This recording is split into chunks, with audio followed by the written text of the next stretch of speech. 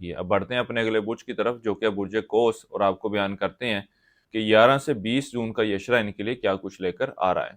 وہ لوگ جو 23 نومبر سے 21 دسمبر کے دوران پیدا ہوئے ہیں وہ برج قوس کے تحت آتے ہیں، اور وہ لوگ جن کو اپنی تاریخ پیدائش معلوم نہ ہو اور اگر ان کا نام فے سے شروع ہوتا ہے وہ بھی برج قوس کے تحت آتے ہیں۔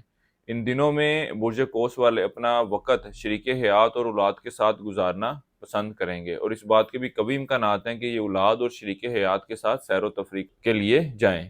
وہ لوگ جو ذاتی سواری خریدنے کے بارے میں سوچ رہے تھے، ان دنوں میں یہ لوگ اس معاملے کے حوالے سے پریکٹیکلی کوششیں بھی کرتے نظر آئیں گے، اور ان معاملات کو حقیقی شکل دینے کے حوالے سے بھی ایک اچھا وقت ہے، مثبت پیش رفت دیکھنے میں آئے گی۔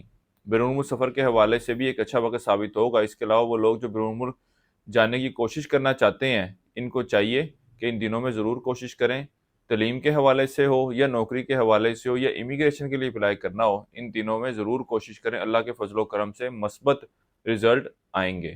وہ لوگ جو سٹاک مارکیٹ میں ٹریڈنگ کرتے ہیں یا انعامی اسکیمیں، پرائز بونڈ وغیرہ کھیلتے ہیں، ان دنوں میں کوئی بڑا انعام یا کوئی بڑا فائدہ حاصل کرنے میں تو کامیاب نہیں رہیں گے، لیکن ٹریڈنگ کرنے والوں کو چاہیے کہ تھوڑا منافع لے کر باہر آ جائیں، یہی ان کے لیے فائدہ مند ہے۔ اور اسی طرح ہی جو لوگ انعامی اسکیمیں وغیرہ کھیل رہے ہیں، ان کو بھی چاہیے کہ لالچ میں مت پڑیں، اپنے شریک حیات کے ساتھ تعلقات میں بہتری آئے گی۔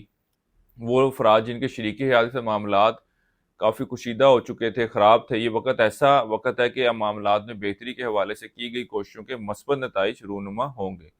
کاروبار سے وابستہ افراد کے کام میں بہتری آتی نظر آ رہی ہے۔ خفیہ دشمنوں کی وجہ سے چند ایک پریشانیوں کا سامنا کرنا پڑ سکتا ہے، ساتھ کے ساتھ تعلقات میں کچھ خرابی آئے گی۔ حکومتی اداروں سے وابستہ اگر کوئی کام چلے آ رہے ہیں، پینڈنگ میں ہیں، تو کوشش کریں وہ حل ہوتے نظر آ رہے ہیں۔ اعلیٰ تعلیم حاصل کرنے والے طالب علموں کی توجہ تعلیم کی طرف بھرپور رہے گی۔